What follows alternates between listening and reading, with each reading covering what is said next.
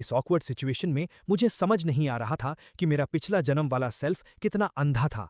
उसने इस अनग्रेटफुल लड़की को पसंद ही क्यों किया? अगर टैलेंट की बात करें तो मैं उससे कहीं ज्यादा आगे था, और फैमिली बैकग्राउंड में तो लिन फैमिली कुछ भी नहीं थी। अगर मैं उसे पसंद नहीं करता तो लिन फैमिली कब की खत्म हो चुकी होती। वो चिल्ला रही थी कि मैं यहाँ कूल बनने की कोशिश ना करूं और उसके सामने दोबारा कभी ना आऊं। उसने कहा कि वो इस एंगेजमेंट को नहीं मानती और मेरा ये चिपकू बिहेवियर उसे डिस्गस्टिंग लगता है। मैंने बोर होकर उससे कहा कि तुम बहुत लाउड हो, थोड़ा शांत रहो। एंगेजमेंट तोड़नी है तो तोड़ दो, इसमें इतना चिल्लाने की क्या जरूरत है? मेरी बात सुनकर वो शॉक रह गई। वहां खड़े भीड़ में लोग आपस में बात करने लगे कि क्या सूयू ने सच में ब्रेकअप एक्सेप्ट कर लिया है? ये क्या हो रहा है? प्लॉट ट्विस्ट कैसे आ गया? एक लड़का तो तुरंत अपने डैड को कॉल करने भाग गया ताकि वो अपनी फैमिली को इस न्यूज के बारे में अलर्ट कर सके। उसने मुझसे कहा कि सिर्फ बातों पर उसे विश्वास नहीं है, क्या मैं स्वेर कर सकता हूं?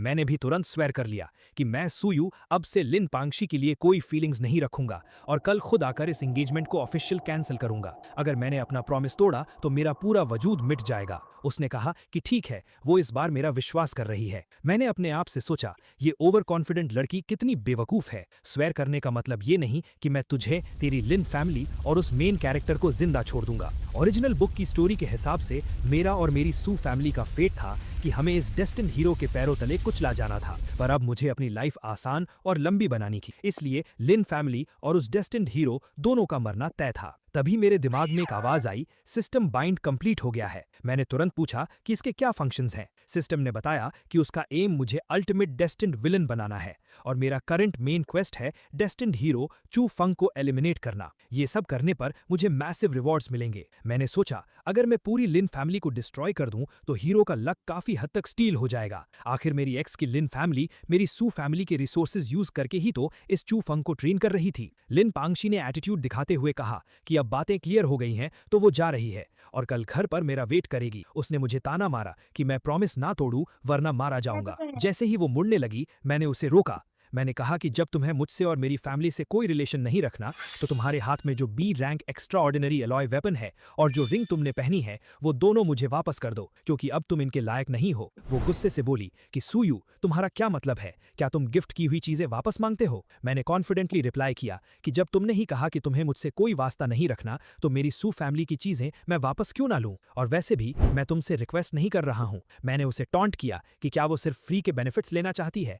क्या उसे लगता है कि सू फैमिली को कोई भी बुली कर सकता है? तभी वहां एक नया कैरेक्टर हीरो की एंट्री मारता है और कहता है कि क्या सू फैमिली का यंग मास्टर सिर्फ लड़कियों को बुली करना जानता है। लोगों ने तुरंत उसे पहचान लिया, ये सीनियर ईयर क्लासरूम का चू फेंग था। मैंने उससे पूछा कि उसका लिन पैंगसी के साथ क्या रिलेशन है।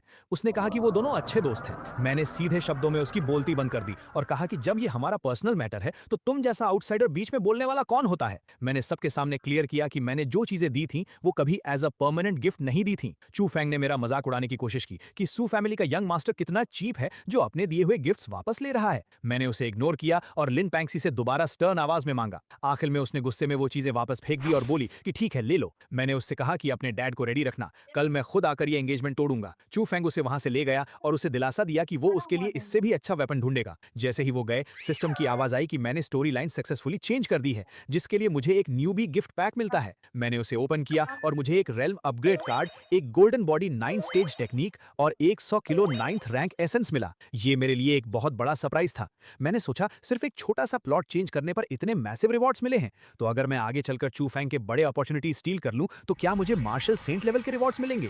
ये सोचकर ही मैं पूरा हाइप हो गया। दूसरी तरफ लिन फैमिली के घर में सीन बिल्कुल अलग था। लिन पैंगसी के डैड उसे डांट रहे थे कि उसने बिना पूछे सू यू से एंगेजमेंट तोड़ने का स्टेप क्यों लिया और वो वहां बस रोने का ड्रामा कर रही थी। उसने अपने डैड से कहा कि आप सू यू से इतना डरते क्यों हैं? वो तो बस अपनी फैमिली की वेल्थ पर उड़ने वाला एक रिच किड है। उसने अपने डैड को याद दिलाया कि वो जल्द ही 8th रैंक पार करने वाले हैं, इसलिए अब उन्हें सू फैमिली के आगे झुकने की जरूरत नहीं है।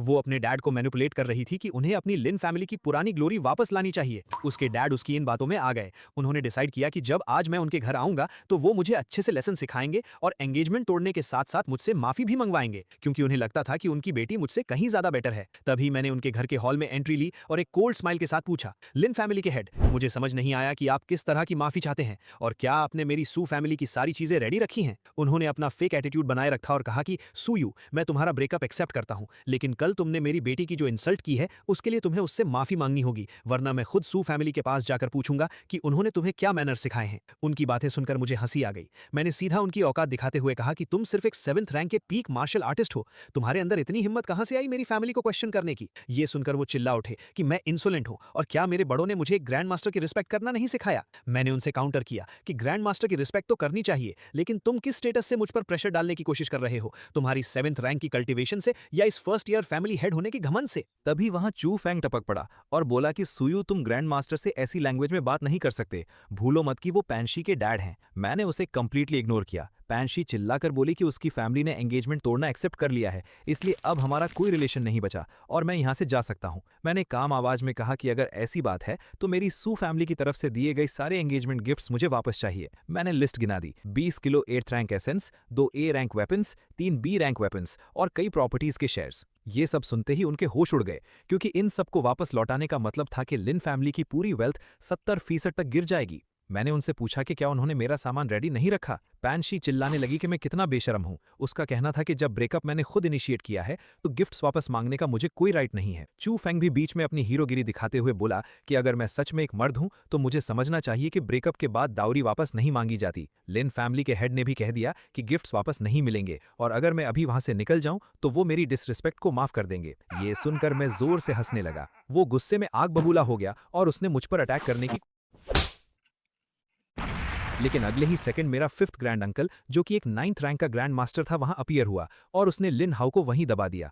मैंने कॉन्फिडेंटली कहा, लिन हाउ, तुम बस एक 7th रैंक के मार्शल आर्टिस्ट हो, तुम्हारी हिम्मत कैसे हुई इस यंग मास्टर पर हाथ उठाने की? इसे थप्पड़ मारो। मेरे ग्रैंड अंकल ने उसकी पूरी औकात याद दिला दी कि वो इस चीटी जैसी यूजलेस फैमिली का होकर भी हमारी सू फैमिली के खिलाफ बोल रहा है। लिन हाउ गुस्से और डर में चिल्लाया कि क्या 9th हंसता था। मेरे ग्रैंड अंकल ने मुस्कुराकर मेरी पूरी बॉडी का फाउंडेशन और सॉलिड ऑरा देखते हुआ मेरी जमकर तारीफ की। मैंने प्योरली हम्बल होकर थैंक यू कहा। उन्होंने बड़े फख्र से कहा कि जिस स्पीड से मेरा टैलेंट ग्रो हो रहा है, अगली 20 साल में मैं 9th रैंक और 50 साल के अंदर मैं एक फुल फ्लेजेड मार्शल सेंट जरूर बनूंगा। उन्होंने मुझे आराम करने का एडवाइस दिया और फिर से रिमाइंड करवाया कि कल ओल्ड नर्सिंग होम आना मत भूलना। अगले दिन जब मैं उस ओल्ड नर्सिंग होम पहुंचा, प्रिंसिपल हम सबको पुराने रिटायर्ड ओल्ड जाओ के पास ले जा रहे थे। वहां पर बैठे सारे बाकी लेजेंड्स मेरी तरफ पॉइंट आउट करके बातें कर रहे थे कि सू फैमिली की लक कितनी सॉलिड है जो इनके घर एक हेवनली सोल ग्रैंड मास्टर आया। एक एक करके सभी स्टूडेंट्स अंदर जा रहे थे और थोड़ी देर बाद अंदर जाने की बारी मेरी आई। जैसे ही मैं अंदर गया, ओल्ड जाओ ने मुझे आवाज दी और बैठने को कहा।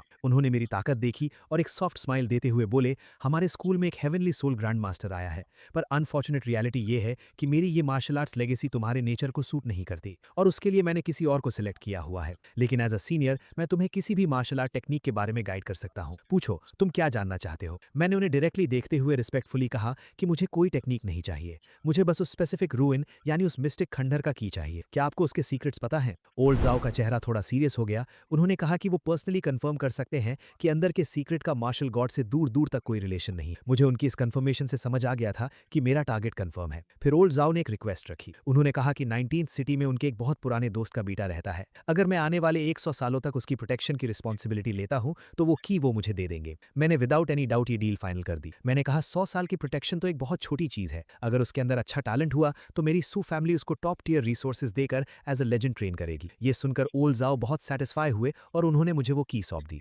उन्होंने अपनी पसंद की एक और रेयर मिस्टीरियस आइटम मुझे पकड़ा दी, ये कहते हुए कि अब उनका अंत पास है तो इन सब का उन्हें कोई काम नहीं है, बस उनके उस दोस्त के बेटे का थोड़ा ध्यान रखना। मेरे मन में ख्याल आया कि वाह, ये चू फंग का एक और बड़ा अपॉर्चुनिटी मैंने चुरा लिया। फिर उन्होंने हंसकर मुझे बाहर भेज दिया ताकि वो बाकी के स्टूडेंट्स को अपनी रियल लेगेसी दे सके। बाहर आते ही सिस्टम का प्रॉम्प्ट आ गया, अपने दुश्मन प्रोटैगनिस्ट की अल्टीमेट अपॉर्चुनिटी चुराने के लिए बधाई हो, आपको एक स्टार शैटरिंग रैंक वेपन दिया जाता है। स्कूल ने फाइनल नोटिस रिलीज किया कि अब हमें ठीक 7 दिन बाद असेंबल होना है। हम सबकी final testing extra territorial battlefield पर होगी और हमारा प्राइमरी गोल वहां जिंदा बचकर वापस आना था। कैमरा शिफ्ट होता है दूसरी तरफ, जहां चू फेंग ने अपने आइसोलेशन की ट्रेनिंग कंप्लीट कर ली थी और सीधा लिन फैमिली के दरवाजे पर उनसे मिलने आया। लिन हाओ और उसके मेंबर्स ने उसको वीआईपी की तरह अंदर इन्वाइट किया। लिन हाओ ने अपने घर वालों को प्राउडली कहा, देखा, मैं तुम लोगों से पहले ही कह रहा था कि उसको अपना प्रेशियस बी रैंक वेपन देकर मैंने कोई गलती नहीं की। चू फेंग ने बहुत आदर भरे स्वर में कहा कि अगर सू फैमिली की इतनी इतनी बड़ी थ्रेट के बाद भी उन्होंने उसका सपोर्ट ना किया होता तो उसका ये अचीवमेंट पॉसिबल नहीं था।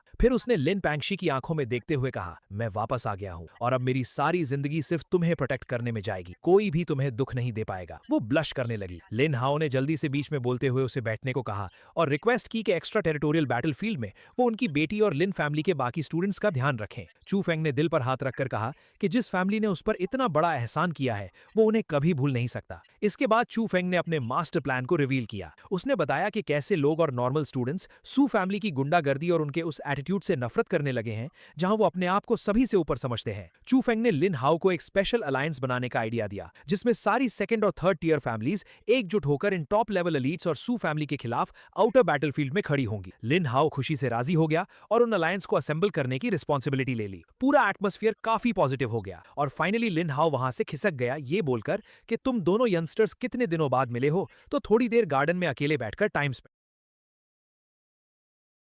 लोन सिटी लैंड हुए। वहां पर 9th सिटी के जनरल किन तुओ ने हमारा लाउडली स्वागत किया। उन्होंने बताया कि हमारी बेसिक अकोमोडेशन का इंतजाम कर लिया गया है और सब लोग आराम करने के बाद ठीक 5 बजे प्लाजा के मेन एरिया में इकट्ठे होंगे। वहां जाते हुए बीच रास्ते में हीरो चू फेंग मेरे पास आया और सीधे मुंह बोलने लगा, सुयू, अब हम आउटर स्पेस बैटलफील्ड में आ चुके हैं। यहाँ पर मैं तुम्हें समझाऊंगा कि आम लोगों की यूनियन में कितनी पावर होती है। तुम जैसा घमंडी रिच किड सिर्फ मनी पर फोकस करता है, पर तुम्हें जनरल पब्लिक और वॉरियर्स की सपोर्ट कभी नहीं मिलेगी। मेरा सबॉर्डिनेट चू फेंग को घूर कर मुझे धीरे से बोला कि बॉस, आखिर लोगों को ये क्यों लगता है कि इन्होंने हमें बॉयकॉट किया है, बल्कि असली रियलिटी तो कुछ और ही है। मैंने स्माइल करते हुए एक ठंडी आवाज में जवाब दिया, शायद इन गधों को अपने ऊपर कुछ ज्यादा ही कॉन्फिडेंस आ गया है। थोड़ी देर में ही चू फेंग ने दूसरी यूनिवर्सिटीज और नॉर्मल फैमिलीज के स्टूडेंट्स से नेटवर्क करना शुरू कर दिया। उसकी नजर मिलिट्री एकेडमी के एक स्टूडेंट फैंग हाओ पर पड़ी। उसने इसके पास जाकर खुद को इंट्रोड्यूस किया कि अगले 4 साल तक हमें मिलकर एक दूसरे की सपोर्ट करनी है। चू फेंग ने तुरंत अपना इमोशनल ड्रामा शुरू कर दिया और मेरा नाम बदनाम करते हुए बोला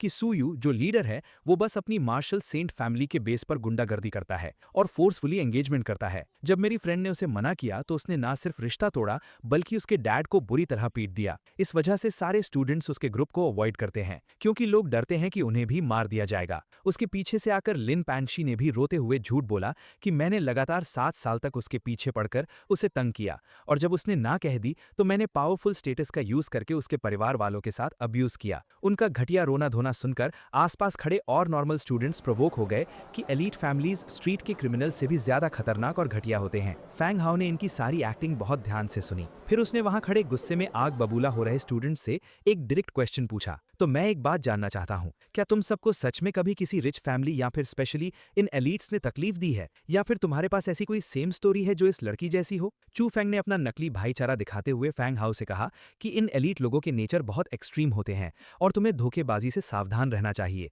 लेकिन फैंग हाओ का एक्सप्रेशन कंप्लीटली चेंज हो गया और उसने एक लाउड और बोल्ड वॉइस में मेरी तरफ देखकर पुकारा, बॉस सू, तो क्या मार्केट में उड़ रही खबरों में आने वाला वो नया टॉय बॉय और आप पर एटीट्यूड दिखाने वाली घटिया औरत यही दोनों हैं? भाई ये तो बिल्कुल परफेक्ट जोड़ी लग रही है। चू फेंग हकलाते हुए बोला कि ये तुम क्या बोल रहे हो और उसका मतलब क्या है? फैंग हाओ एक जबरदस्त हंसी देकर बोला कि मेरा सिंपल मतलब यही है कि मैं तुम पर और तुम्हारी साइड में खड़ी इस फेक औरत पर पूरे दिल से हंस रहा हूँ। फिर फैंग हाओ अपनी एकेडमी के बाकी लॉन्डो की तरफ मुड़ा और चिल्लाकर पूछा कि भाइयों और मेरे एकेडमी के सोल्जर्स, मुझे इस एक डाउट का आंसर देना, तुम इन लोगों पर विश्वास करते हो या अपने बॉस सुयू पर? मैंने भीड़ की तरफ कदम बढ़ाते हुए उन्हें उस कुएं के मेंढक की कहावत सुनाई। मैंने उन लोगों की आंखों में झांकते हुए पूछा कि क्या तुम सबको सच्ची में लगता है कि तुम्हारे चंद खोखले शब्दों से पूरी दुनिया को बेवकूफ बनाया जा सकता है? चू फेंग का पसीना निकल गया और वो बोला कि सुयू, आखिर तुमने ये कौन सा नया प्लान तैयार कर लिया है? फैंग हाओ ने अकड़ते हुए जवाब दिया, भूल जाओ कि यहाँ किसी ने गेम खेला है। तुम्हारी और उस लिन फैमिली की रियलिटी की इन्वेस्टिगेशन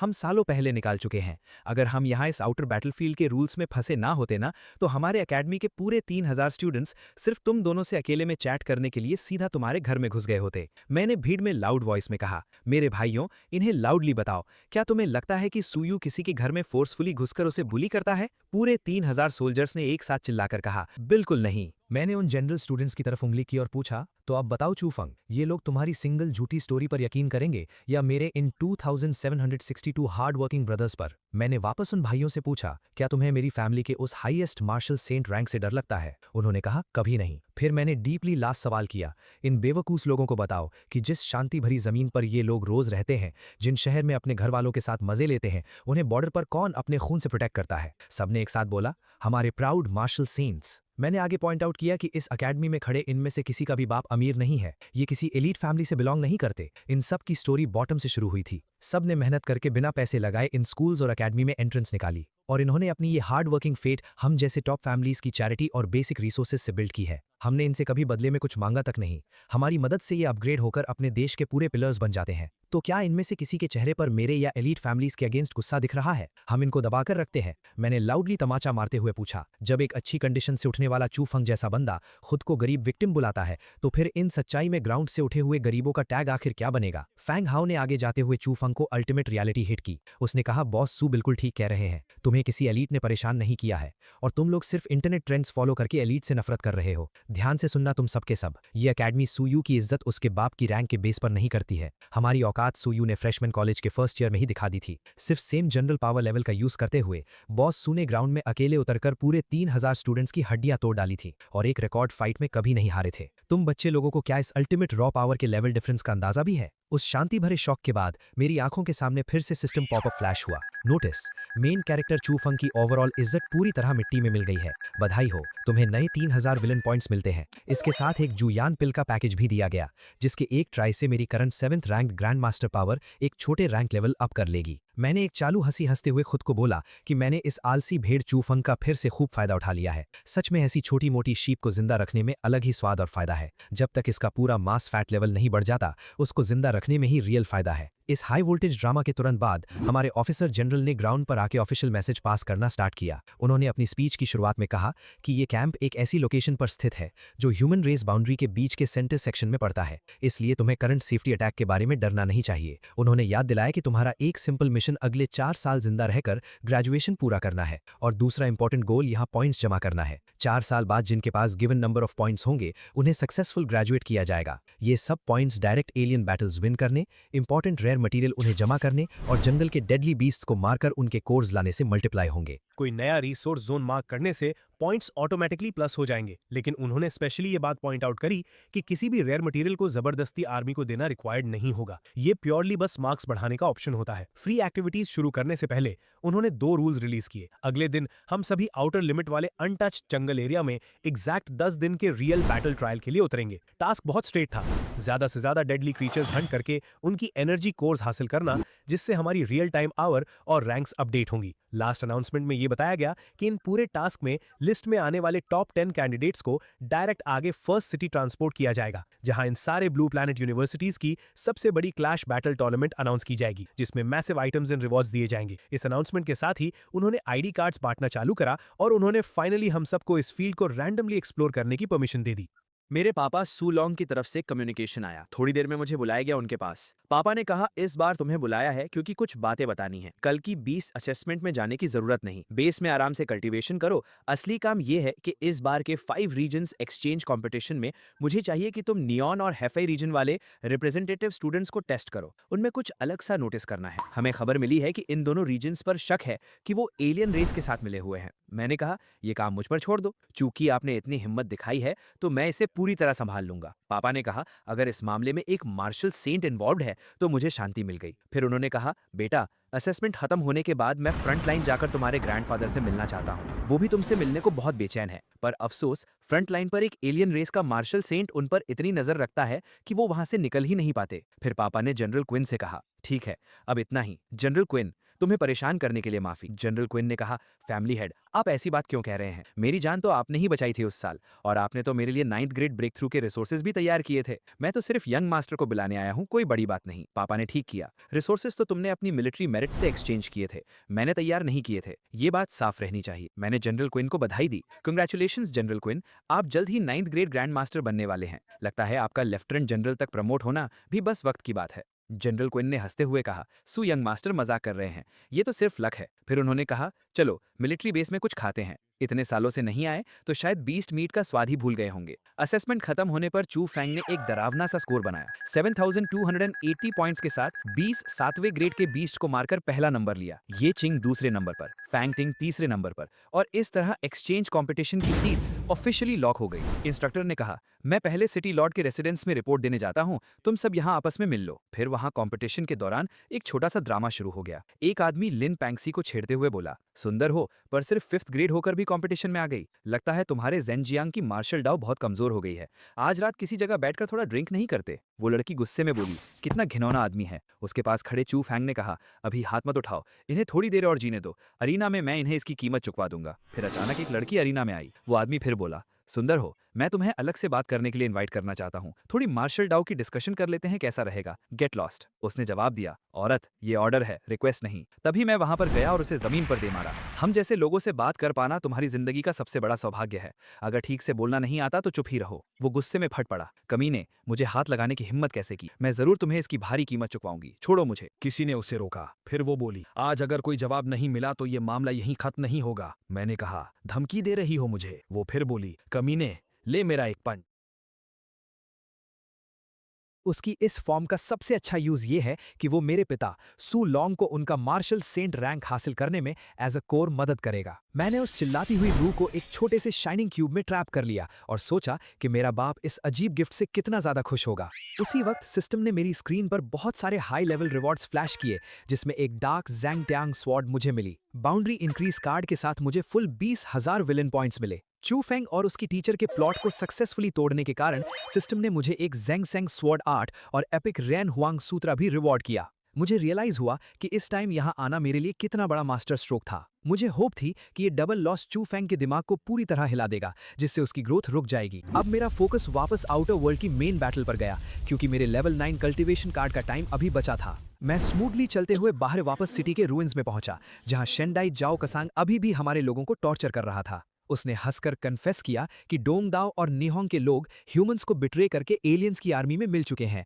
क्योंकि हम ड्रैगन नेशन के लोगों ने उन्हें आगे बढ़ने नहीं दिया था। उस गद्दार ने एलियन पावर यूज करके अपने राइट आर्म को एक ह्यूज म्यूटेटेड रेड क्लॉ में ट्रांसफॉर्म कर लिया था और मेरे कुछ दोस्तों को हवा में ब्लड स्प्लैटर के साथ क्रश कर रहा था। वो बेशरम जनरल जोर जोर से हंस रहा था और चिल्लाता जा रहा था कि हम ह्यूमंस उसकी इस डार्क एलियन मैजिक को कभी समझ ही नहीं पाए और अब वो हम सबको मारकर एक ब्लड सैक्रिफाइस क्रिएट करेगा। उसकी वो जायंट ऑरा हर तरफ डिस्ट्रक्शन फैला रही थी। मेरे बचे हुए क्लासमेट्स और टीचर्स घबराकर उसे डिफेंड करने की कोशिश कर रहे थे, पर उसकी स्पीड बहुत ज्यादा थी। मैं अपने ब्लैक क्लाउड्स और रेड लाइटनिंग ऑरा के साथ ठीक उसके ठीक सामने आकर खड़ा हो गया। मैंने एक कड़क आवाज में उससे कहा कि एक आउटर स्पेस के भिखारी को हमारी जमीन पर आकर इतना चीखने का कोई राइट नहीं है। उसकी आंखों में मेरे लिए लेवल 9 का फियर ठीक से दिख रहा था। मैंने बस कैजुअली अपनी स्वॉर्ड पर हाथ रखा और उस डार्क लाइटनिंग ब्लेड से एक सिंगल फास्ट स्विंग उसकी तरफ छोड़ी। उस एक स्ट्राइक ने उसकी उस पूरी जायंट म्यूटेटेड आर्म को एक झटके में उसके शरीर से अलग कर दिया। उसकी सारी अकड़ टूट गई और वो रोते हुए मेरे पैरों में गिरकर गिड़गिड़ाने लगा। उसने मुझे लिटरली अपनी सारी प्रॉपर्टी और ट्रेजर्स देने का वादा किया अगर मैं उसे जिंदा छोड़ दूं। वो बोलने लगा कि वो जिंदगी भर मेरा लॉयल कुत्ता बनकर रहेगा। मैंने उसकी इस डेस्परेट एक्टिंग को कोल्डली देखा और कहा कि ठीक है। उसकी इस रिक्वेस्ट में सिंसियर इमोशंस दिख रहे थे, पर मैंने बिना किसी मर्सी के अपना ब्लैक वेव अटैक उस पर अनलीश कर दिया और उसको वही मिट्टी में मिला दिया। बाकी सारे बचे हुए लोग आगे आकर मेरे सामने झुक गए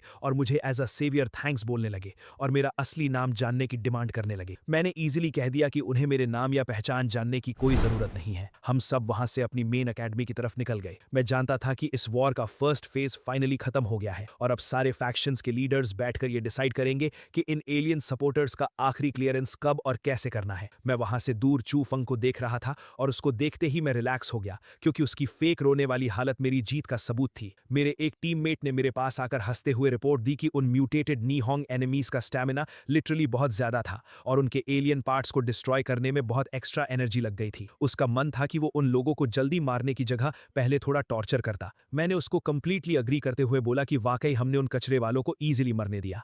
मैंने मुस्कुराते हुए उससे समझाया कि रिलैक्स करो, टेंशन लेने की कोई जरूरत नहीं है। मैंने उससे डायरेक्टली बोल दिया कि जल्द ही मैं उसे पूरी तरह से एंटरटेन होने का एक सॉलिड मौका दूंगा। तभी लिन पैंगशी मेरे पास आई। उसने बड़ी चालाकी और कॉन्फिडेंस के साथ मुझसे कहा कि सुयू, उस एलियन एनिमी का बचा हुआ सारा काम मैं खुद हैंडल कर लेती हूँ। उसका कहना था कि मैं तो पहले ही काफी फेम और ग्लोरी कमा चुका हूँ, तो ये छोटी सी विक्ट्री मैं उसके नाम पर कर दूं। और इसके बदले में उसने बड़ी बेशर्मी से मुझे एक ऑफर दिया। उसने कहा कि अगर मैं ऐसा करूंगा तो वो मेरे पहले किए गए सारे मिस्टेक्स को माफ कर देगी और हम दोनों फिर से पहले जैसे अच्छे टर्म्स पर वापस आ जाएंगे। मैंने एक गहरी सांस ली और उसकी इस बेवकूफ़ी भरी बातों पर मुझे हंसी आ गई। मैंने उसे घूर कर पूछा कि क्या उसे इंसानों की भाषा समझ नहीं आती, या फिर वो बस यहाँ आकर थोड़ी सी अटेंशन और प्रेजेंस फील करना चाहती है। मेरे इतना कहते ही मैं आगे बढ़ा और बिना कोई सोचे समझे मैंने एक जोरदार थप्पड़ उसके चेहरे पर जड़ दिया। थप्पड़ इतना जोर का था कि वो सीधा जमीन पर जा गिरी। ये सब देखकर चू फंग गुस्से से आग बबूला हो गया। उसने चिल्लाते हुए कहा, सुयू, तुम्हारी इतनी हिम्मत कैसे हुई? पीछे से किसी ने कहा, चू फंग कुछ मत करो,